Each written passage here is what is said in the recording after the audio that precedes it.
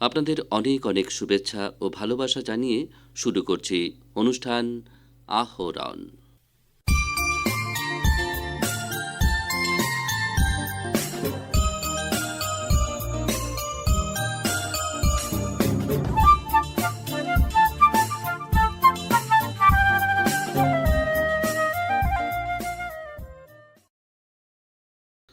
সীমান্তবর্তী অঞ্চলের মানুষদের রাষ্ট্রের মূল স্রোতের সঙ্গে একত্রিত করে সমৃদ্ধশালী ও সুরক্ষিত সীমান্ত নিশ্চিত করে জীবিকা অর্জনের পর্যাপ্ত সুযোগ সুবিধা প্রদানের উদ্দেশ্যে 20শে ফেব্রুয়ারি শুক্রবার কাটিগড়ায় নাতানপুরে কেন্দ্রীয় সরকারের ভাইব্রেন্ট ভিলেজেস প্রোগ্রাম ট্যুর আনুষ্ঠানিক উদ্বোধন করেন কেন্দ্রীয় স্বরাষ্ট্র ও সমবায় মন্ত্রী অমিত শাহ।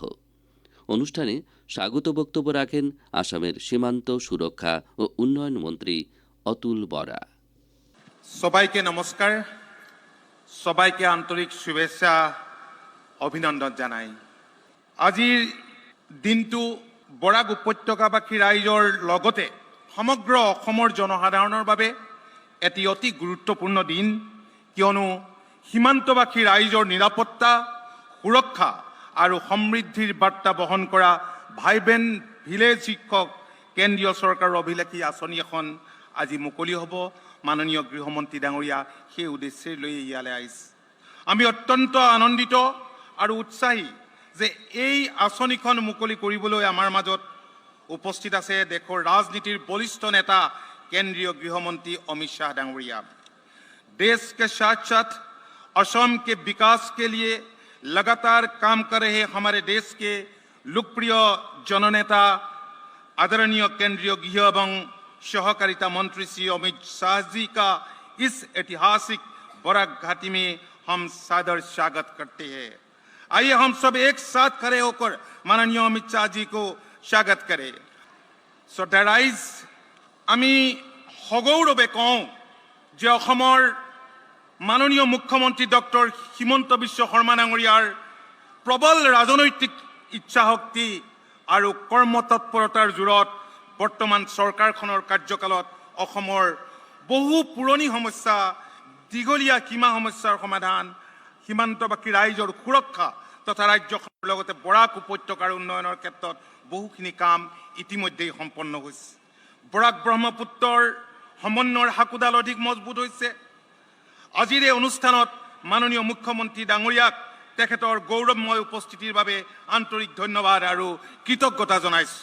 শ্ৰদ্ধা ৰাইজ, আজিৰ দিনটোত আপোনাসৱৰ জ্ঞাতাৰ্থে এটা অতি গুৰুত্বপূৰ্ণ কথা মই প্ৰথমতেই উনুকিয়াব বিচাৰিছোঁ যে মাননীয় কেন্দ্ৰীয় গৃহমন্ত্ৰী অমিত শ্বাহ ডাঙৰীয়া আৰু অসমৰ মুখ্যমন্ত্ৰী ডক্টৰ হিমন্ত বিশ্ব শৰ্মা ডাঙৰীয়া দুয়োগৰাকীৰ তৎপৰতাত অসমক কেইবা দশক জুৰি ভাৰাক্ৰান্ত কৰি ৰখা যি বিদেশী নাগৰিকৰ সমস্যা, সেই সমস্যা সমাধানৰ ক্ষেত্ৰত এলানি গুৰুত্বপূৰ্ণ পদক্ষেপ ইতিমধ্যেই গ্ৰহণ কৰিছে।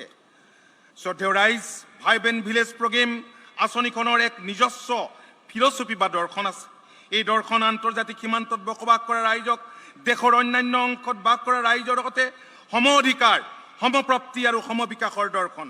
2024-25 বৰ্ষৰ পৰা 2028-29 বৰ্ষলৈকে 6,839 কোটি টকাৰ এই বিশেষ আঁচনিখনে সীমান্তৰ কোনো এখন গাঁৱেই যে দেশৰ অন্তিমখন গাঁও নহয়, বৰং আমাৰ সীমান্তৱৰ্তী গাঁওসমূহ যে দেশৰ অন্যান্য অগ্ৰণী গাঁৱৰ ভিতৰৰে এখন, সেই কথাকে সাব্যস্ত কৰিব।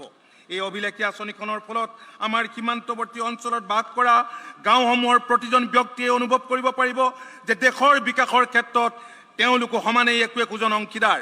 আৰু এই আঁচনিখনে আমাৰ সীমামূৰীয়া অঞ্চলত বাস কৰা গাঁওসমূহৰ ৰাস্তা ঘাটৰ উন্নয়ন, টেলিসংযোগ ব্যৱস্থাৰ উন্নীতকৰণ, টেলিভিছন সেৱা, অন গ্ৰীড ইলেক্ট্ৰিফিকেশ্যন আদি দিশৰ বিকাশত গুৰুত্ব দিছে। অসমৰ ক্ষেত্ৰতো এই আঁচনিখনে বিশেষ গুৰুত্ব বহন কৰিছে। কেন্দ্ৰীয় গৃহ মন্ত্ৰালয়ে প্ৰকাশ কৰা অনুসৰি আমাৰ ৰাজ্যখনৰ ভাৰত বাংলাদেশ আৰু ভাৰত ভূটান সীমান্তৱৰ্তী 9খন জিলাৰ 140খন গাঁও এই আঁচনিয়ে সামৰি ল'ব। ভাৰত বাংলাদেশ সীমান্তত থকা কাছাৰ, শ্ৰীভূমি, ধুবুৰী আৰু দক্ষিণ হালমৰা, মানকাছাৰ জিলা আৰু ভাৰত ভূটান সীমান্তত থকা কোকৰাঝাৰ, চিৰাং, বাক্সা, তামুলপুৰ আৰু ওদালগুৰি জিলাক এই আঁচনিয়ে সামৰি লৈছে। উল্লেখযোগ্য যে কাছাৰ জিলাৰ 11খন সীমান্তৱৰ্তী গাঁৱক এই আঁচনিয়ে সামৰি লৈছে। এই আঁচনি কেৱল এখন উন্নয়নমুখী আঁচনিয়েই নহয়, ই হ'ল ৰাষ্ট্ৰ নিৰ্মাণৰ এক কৌশলী প্ৰয়াস, ষ্ট্ৰেটেজিক ইনিচিয়েটিভ। আমাৰ ৰাজ্যখনৰ সীমান্তৱৰ্তী সকলোবোৰ জিলা বিভাগ সুৰক্ষা বাহিনীৰ ঐক্যবদ্ধ প্ৰচেষ্টাত এই আঁচনিখন ৰূপায়ণৰ ক্ষেত্ৰত অসম দেশৰ ভিতৰতে এখন আদৰ্শ আঁচনি হ'ব বুলি আমি আন্তৰিকতাৰ বিশ্বাস কৰোঁ। অনুষ্ঠানে উপস্থিত রাজ্যের মুখ্যমন্ত্রী ডক্টর হিমন্ত বিশ্ব শর্মা তার বক্তব্যে বলেন, आज हमारे नाथनपुर में वाइब्रेंट विलेज 2 प्रोग्राम का शुरुआत करने के लिए गृह मंत्री जी आए हैं। हमारे कासार जिला का 11, श्रीभूमि जिले की 21, धुबरी जिला की 28 और साउथ सालमारे जिला की 1 गांव, हमारे कोकराझार का 6 गांव, सिरंग का 5 गांव, बक्सा का 12 गांव, तामुलपुर की 7 गांव और उदालगुरी जिले के 45 गांव में ये कार्यक्रम शुरू होगा। ये कार्यक्रम का अधीन में हमारे सीमाओं में जो लोग हैं वो लोगों को इलेक्ट्रिसिटी मिलेगा, मोबाइल कनेक्शन मिलेगा, पक्का रोड मिलेगा, पीने का पानी मिलेगा, जो भी चाहिए आप लोगों को सारे कुछ मिलेगा। इसीलिए गृह मंत्री जी आज हमारा बीच में आए हैं। पूरा देश भर में 6,000 करोड़ रुपया इसके लिए खर्चा किया जाएगा और असम में स्टेट गवर्नमेंट और सेंट्रल गवर्नमेंट मिला के हम लोग हमारे सीमा में जितना गांव है सारा गांव में पक्का रोड बनाऊंगा, हॉस्पिटल बनाऊंगा, मोबाइल एम्बुलेंस लाऊंगा, हमें मोबाइल का कनेक्शन लाऊंगा, बच्चा के लिए अच्छा स्कूल बनाऊंगा। जो भी आप लोग मांगेगा सरकार आप लोगों के लिए सब कुछ बना के देगा। हमारे ये कार्यक्रम है। हम चाहता हूं कि सीमा से हमारा लोग उठ के चला ना जाए, इसलिए आप लोग देख रहा है हमारा जो भारतीय लोग है, हमारे जो सनातन में मानने वाला लोग है, सीमा से हम लोग हाथ के शहरों का ओर जा रहा हो और हमारा जमीन में घुसपैठी आके बैठने का काम शुरू किया है। थोड़ा दिन पहले मैं हाइलाकंडी और श्रीभूमि में थोड़ा बहुत घुसपैठियों को तो हटाया। अभी तक कितना बीघा जमीन से हटाया? 1.5 लाख बीघा जमीन से असम से हम लोग घुसपैठियों को हटाया। अगली बार कितना को हटाऊंगा? अगर आप लोग बीजेपी को सरकार बनाने मौका देगा तो अगले बार 5 लाख बीघा जमीन से हम लोग घुसपैठियों को हटाऊंगा। हटाना चाहिए कि नहीं चाहिए? ভাইব্রেন্ট ভিলেজেস প্রোগ্রাম ট্যুর উদ্বোধন করে কেন্দ্রীয় স্বরাষ্ট্রমন্ত্রী অমিত শাহ বলেন, सभी प्रकार की सुविधाएं बनाने का काम नरेंद्र मोदी जी वाइब्रेंट विलेज 2 के माध्यम से करने वाले हैं। एक जमाना था जब सीमांत गांव को देश का आखिरी गांव कहा जाता था और आखिरी गांव सिर्फ सीमाओं के कारण नहीं, विकास की दृष्टि से भी आखिरी था, रोजगारी की दृष्टि से भी पिछड़ा था, बिजली कनेक्टिविटी के दृष्टि से भी पिछड़ा था और शिक्षा की दृष्टि से पिछड़ा था। मोदी जी ने वाइब्रेंट विलेज 1 कार्यक्रम में तय किया कि हर सीमा पर आया हुआ गांव आखिरी गांव नहीं है, भारत का पहला गांव है, भारत का पहला गांव है। और इसलिए आज हमारा ये गांव भी आज से पहला गांव बनने जा रहा है। और पहला नंबर सिर्फ सीमा से गिनती शुरू करे इसलिए नहीं है, विकास की दौड़ में भी असम के ये गांव पहला नंबर होंगे, रोजगारी में भी पहला नंबर होंगे, शिक्षा में भी पहला नंबर होंगे और सड़क और दूरसंचार रोड और टेलीफोन कनेक्टिविटी में भी पहला नंबर होंगे। और एक पहचान है पहले गांव की, वो हमें देने का काम भारत के प्रधानमंत्री और हमारे लोकप्रिय नेता नरेंद्र मोदी जी ने दी है। बराक वैली वालों, एक बार मोदी जी के लिए जरा जोर से ताली बजाइए जरा। ये वाइब्रेंट विलेज 2 में 6,900 करोड़ रुपए के खर्च से 334 ब्लॉक और 1954 गांव 17 राज्यों के, जिसमें 9 जिले, 26 ब्लॉक और 140 गांव आसाम के कवर होने वाले हैं। आसाम के 140 गांवों में पूरी सुविधा भारत के हर गांव जैसी होगी। और इसके साथ साथ अरुणाचल, बिहार, गुजरात, जम्मू कश्मीर, लद्दाख, मणिपुर, मेघालय, मिजोरम, नागालैंड, पंजाब, राजस्थान, सिक्किम, त्रिपुरा, उत्तराखंड, उत्तर प्रदेश और पश्चिम बंगाल, पाकिस्तान और बांग्लादेश की सटी हुई सीमा के लगभग 334 ब्लॉकों में 2000 के आसपास गांवों का विकास का इस 7,000 करोड़ रुपए का कार्यक्रम आज यहां पर शुरू हो रहा है।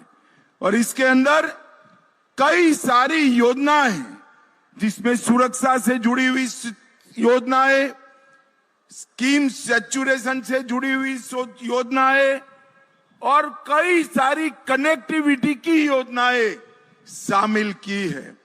मगर मैं बहुत ज्यादा इसके बारे में बताने की जगह आसाम की बात करने आया हूं। मित्रों, हमारा आसाम 2 समस्याओं से घिरा हुआ था।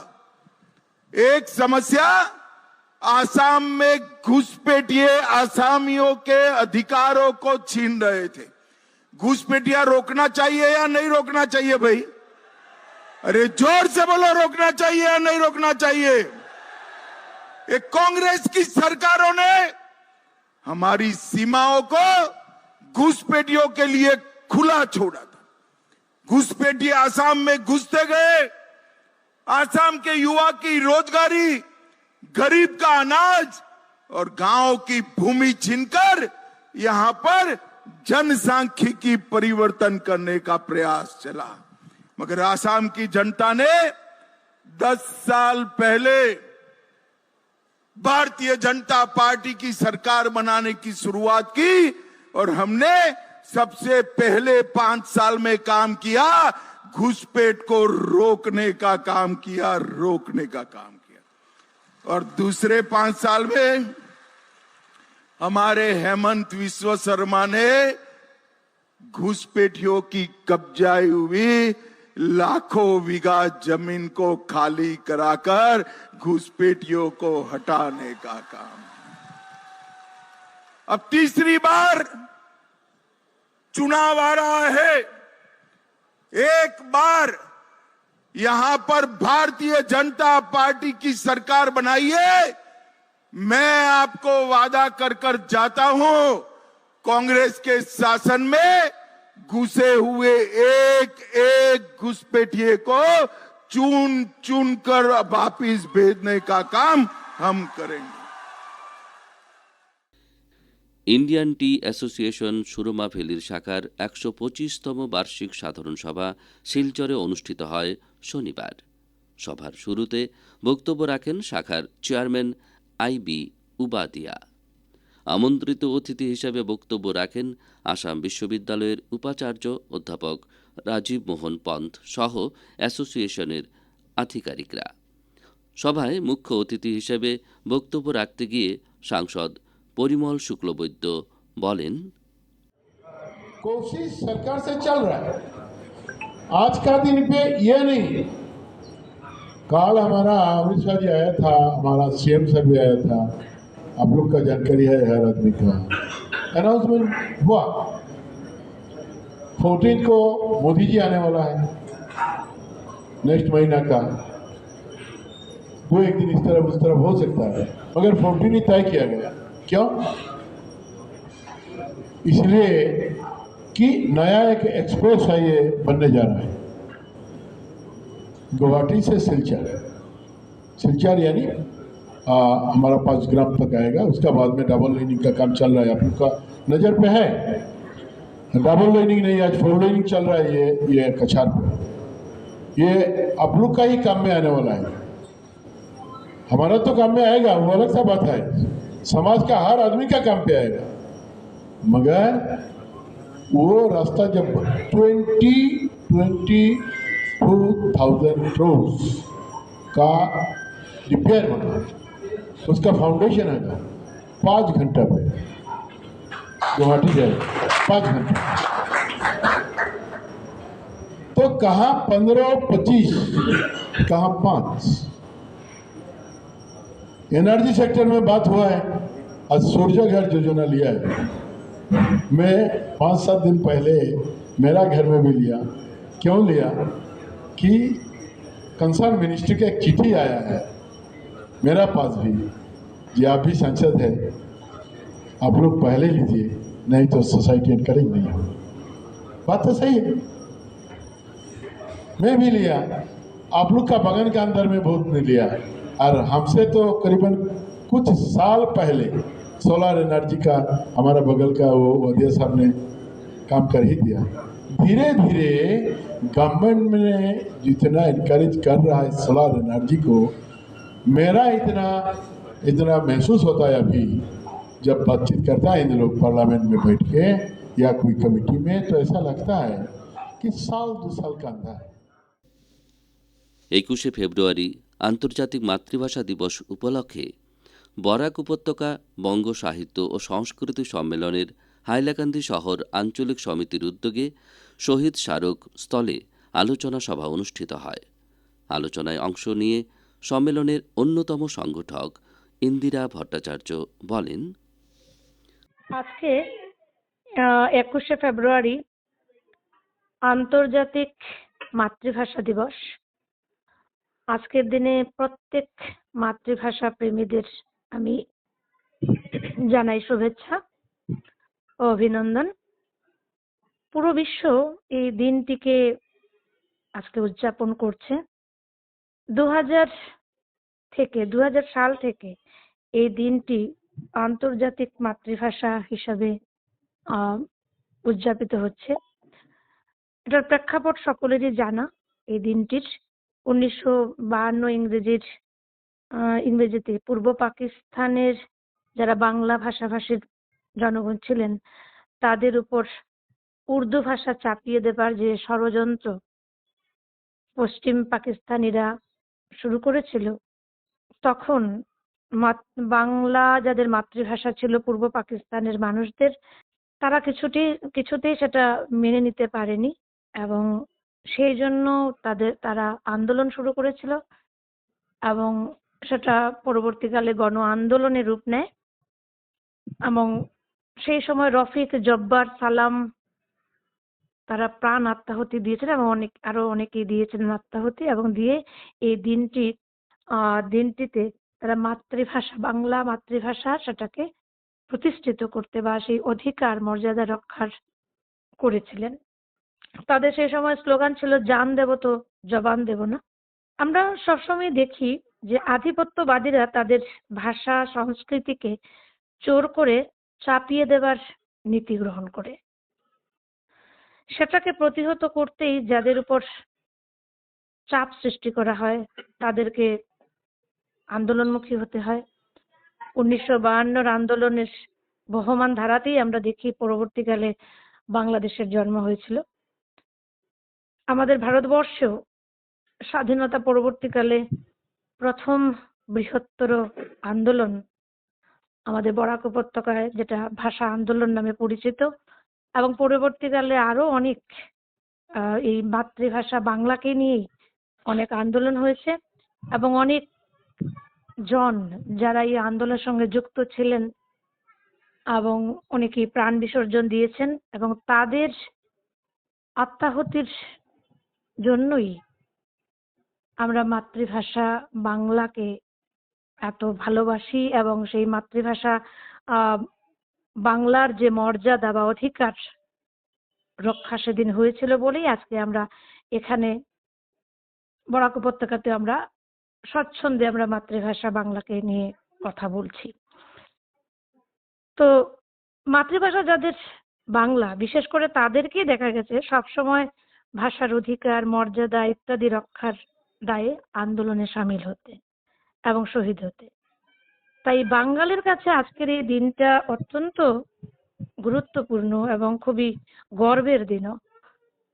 প্রত্যেকেই, আমি মনে করি যে প্রত্যেকেরই মাতৃভাষা সেই জাতির কাছে অত্যন্ত শ্রদ্ধার, আবেগের এবং ভালোবাসার। সেখানে আঘাত হানলে প্রতিবাদ না করে মানুষ পারে না এবং ভবিষ্যতেও পারবে না। ফলে আজকের এই দিনটি বিশ্বের প্রত্যেক জাতিগোষ্ঠীর কাছে অত্যন্ত গুরুত্বপূর্ণ একটি দিন। কারণ সমাজে, কর্মক্ষেত্রে সকলের সঙ্গে ভাব বিনিময়ে আমরা দেখি মানুষ বিভিন্ন ভাষায় কথা বলতে হয় মানুষকে, কিন্তু দিনের মধ্যে যদি একবার হলেও মাতৃভাষায় সে কথা বলতে পারে তাহলেই সেখানেই তার কিন্তু আনন্দ, তার তৃপ্তি, এবং যেটা অন্য ভাষাতে কথা বলে সেটা পাওয়া যায় না। তাই এই যে মাতৃভাষা, প্রত্যেকের মাতৃভাষা, আমি বলবো শুধু বাংলা ভাষা নয়, প্রত্যেকের মাতৃভাষাকে লালিত করা বা সেই মাতৃভাষায় চর্চা করা, অনুশীলন করা অত্যন্ত জরুরি। তাই আমার, আপনার প্রত্যেকের মাতৃভাষা ও সংস্কৃতি বেঁচে থাক, প্রত্যেকে তাদের সুখ দুঃখের অনুভূতির মাতৃভাষার মাধ্যমেই ব্যক্ত করুক। বিশ্বের বিচিত্র মানুষ এবং এই বিচিত্র মানুষের যে বৈচিত্র্যময় যে ভাষা, সেগুলো সমৃদ্ধ হোক। কারণ আমরা জানি প্রত্যেক দিন এক একটা ভাষা মরে যাচ্ছে, ভাষার মৃত্যু হচ্ছে। তো কাজেই প্রত্যেকটা জনগোষ্ঠীর ভাষা যাতে বেঁচে থাকে সেই প্রার্থনা করব আজকের দিনে।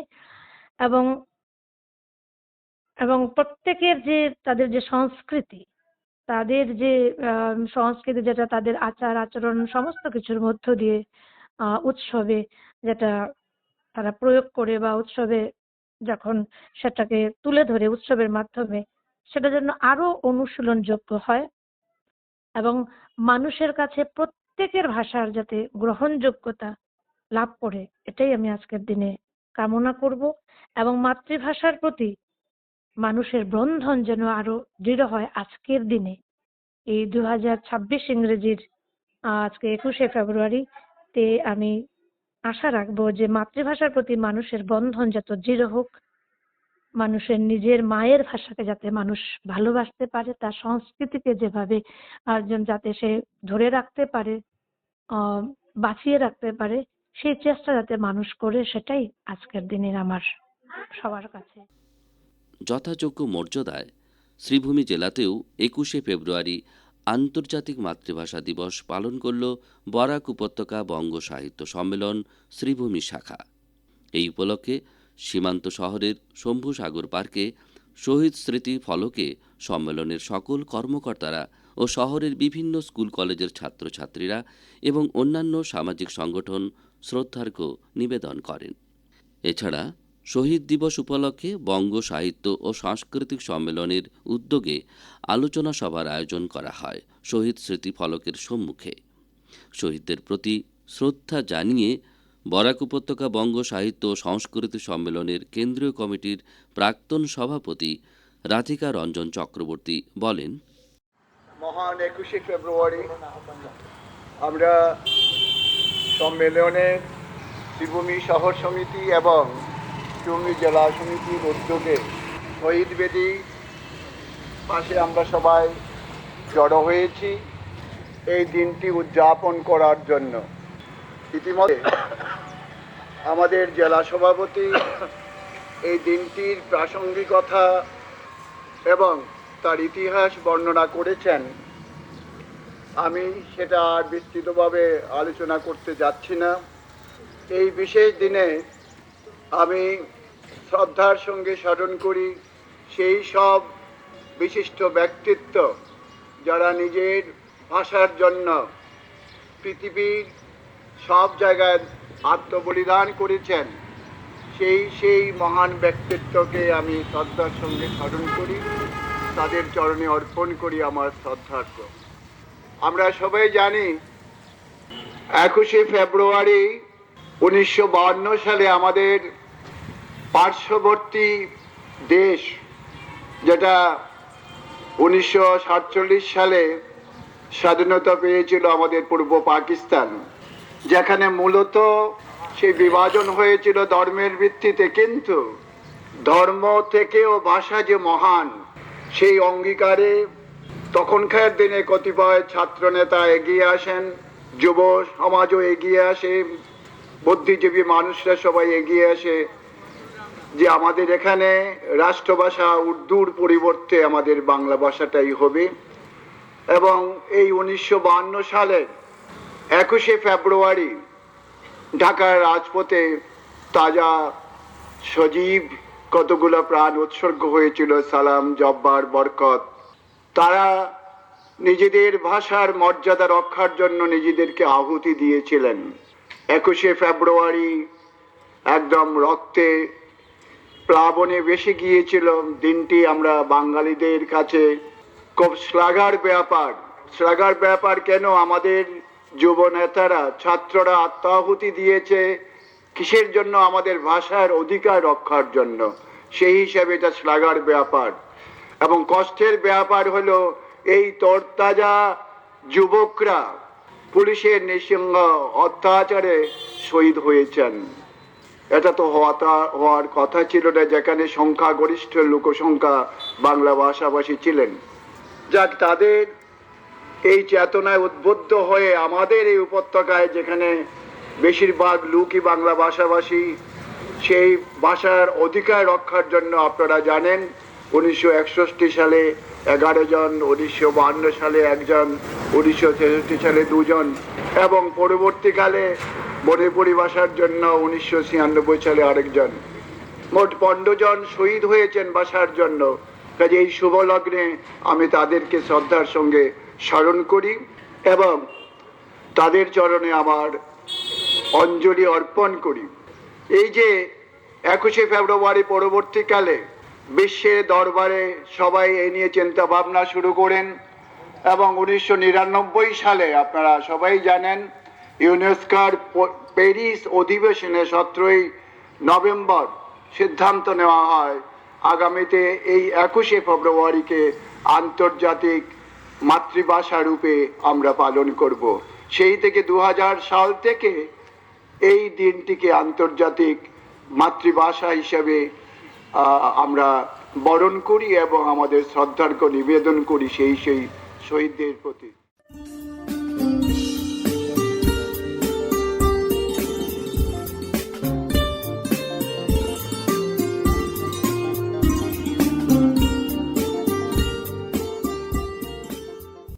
শ্রোতা বন্ধুরা, আহরণ অনুষ্ঠান আজ এখানেই শেষ করছি। আপনাদের সঙ্গে আবারও কথা হবে আমাদের আগামী অনুষ্ঠানে। আপনারা ভালো থাকবেন এবং অবশ্যই সুস্থ থাকবেন। এবারে বিদায় নিচ্ছি, তবে তার আগে জানিয়ে দিই, উপস্থাপনায় ছিলাম বিপ্লব বিশ্বাস, শব্দগ্রহণ করেছেন রতন দেব, রাহুল কান্তি দেব, জসিমউদ্দিন লস্কর ও নবেন্দু দাস। অনুষ্ঠান সম্পাদনায় ছিলেন অভিজিৎ নাথ এবং প্রযোজনা হিতব্রত ভট্টাচার্য।